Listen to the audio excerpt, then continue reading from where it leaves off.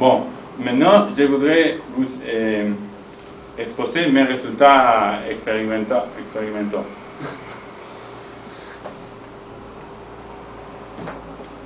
Premièrement, la vidéotraction. La vidéotraction, les résultats plus intéressants qu'elle nous donne, c'est la mesure de la déformation volumique.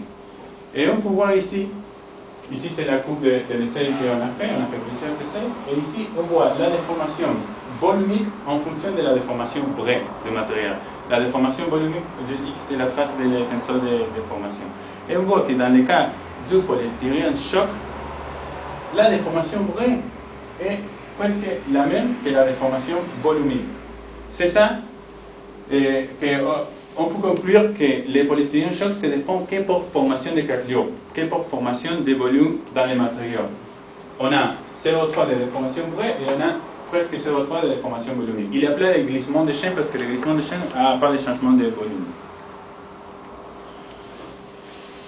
Avec la microscopie même, on a fait des essais in situ dans les mers et on peut voir à l'aide d'une attaque chimique, on a révélé des structures du type salami dans les polystyrènes choc.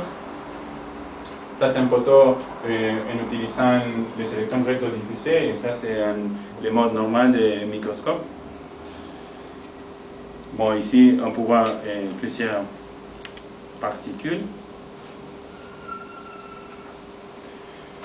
Et qu'est-ce que je montre ici? Les photos ne sont pas terribles, c'est moi.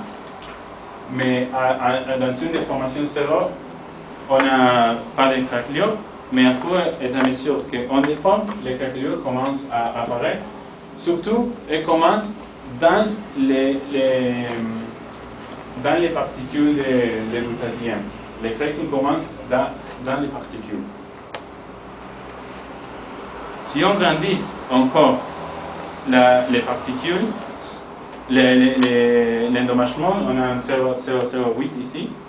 Ça, c'est un 8% de formation, si on le measure en pourcentage. Et la taille de ces craquelures, elle grandit chaque fois plus. Ça, c'est une photo avec une échelle de 20 microns ici. Ça, c'est une photo avec un 10 microns. C'est les deux.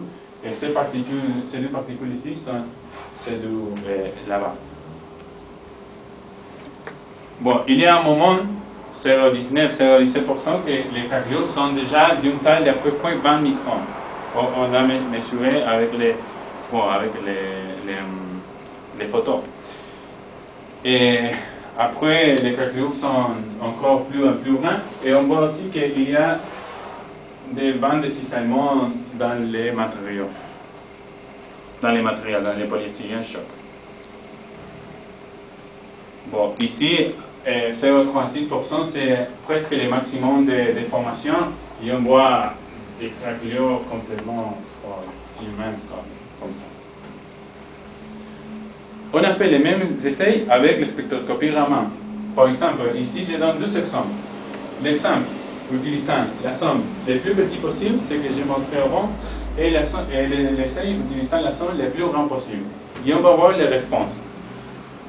Quand on déforme, premier temps, on est à 0,9%, on voit que l'air en dessous de la courbe ici a diminué pour les plus petits, et l'air en dessous de la courbe ici a monté. Donc, on a des comportements complètement opposés.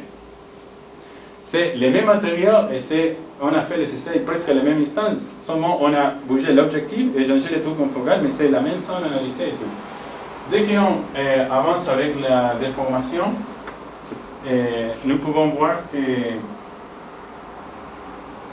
ici, il y a en saturation, l'air en dessous de la courbe ne change pas, et ici, l'air augmente chaque fois qu'on tire. On peut voir ça comme ça, on a déjà intégré et divisé pour l'air à niveau de formation zéro, et on voit que dans le cas de la zone d'analyse les plus petits, on a une saturation tout de suite, et dans le cas de la zone d'analyse le plus grand possible, on a une augmentation et après, oui, la saturation commence.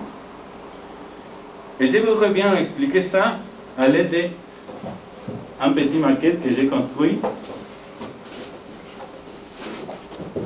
pouvez voir ici, ça c'est notre polymère. Et ici, j'ai fait avec carton jaune les sondes d'analyse. Ça c'est la sonde d'analyse la plus rare possible qu'on a calculée. Et ça c'est la sonde plus petite qu'on a calculée. Ici on a dans une déformation de 0,17.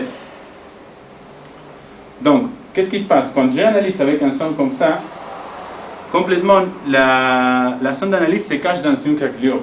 Donc, dès le premier moment, il y a une saturation et je vois pratiquement rien. Parce que la craquelure est plus grande que la sonde d'analyse.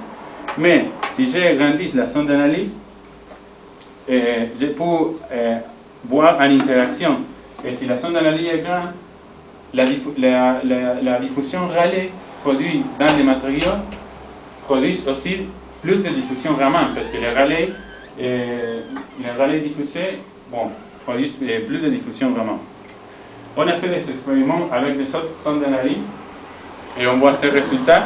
Les sondes sont comme ça, mais il y a toujours, on voit une espèce de saturation. Donc, qu'est-ce qu'on peut faire?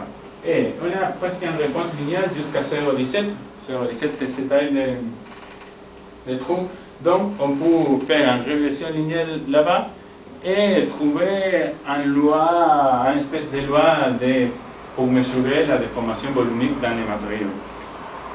Ce qu'on a fait ici. Bon, et une autre chose qu'on a analysé, c'est la sonde, où est-ce que la profondeur de la focalisation. Parce que les résultats varient selon la profondeur de focalisation.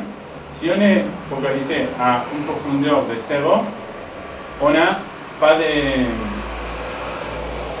On a la moitié des rayons qu'on ne voit pas. Donc, on n'a presque pas d'intensité ici. Ici, on mesure l'intensité Raman, l'intérieur de la courbe, en fonction de la profondeur d'analyse. Mais dès qu'on arrive à la profondeur de 100, on fait ça en descendant l'objectif dans le microscope. Et l'intensité arrive au maximum, ça c'est pour différentes déformations, ça se passe la même chose. Et après, elle diminue de manière linéaire. Bon, on propose un modèle de qu'on a mis la sonde d'analyse dans les matériaux et après on met dans l'échantillon la sonde d'analyse et par diffusion, on a une diminution de l'intensité. Bon, ça c'est... Les Raman, c'est une chose très compliquée qui est en train de s'étudier maintenant. Donc, il n'y a pas de modèle, il n'y a pas beaucoup de bibliographie. La profondeur d'analyse change beaucoup en fonction du matériau, en fonction de l'index de réfraction. Oui. C'est la dernière exposé.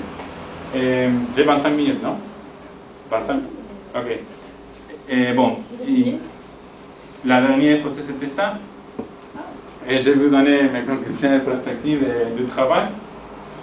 Donc, bon, vous pouvez les lire, mais pour moi, la plus importante, c'est qu'à ce jour, il y a une interaction de la déformation volumique avec l'intensité Raman. On peut la voir, mais la réponse dépend fortement de l'optique des microscopes, de la sonde d'analyse qu'on choisit.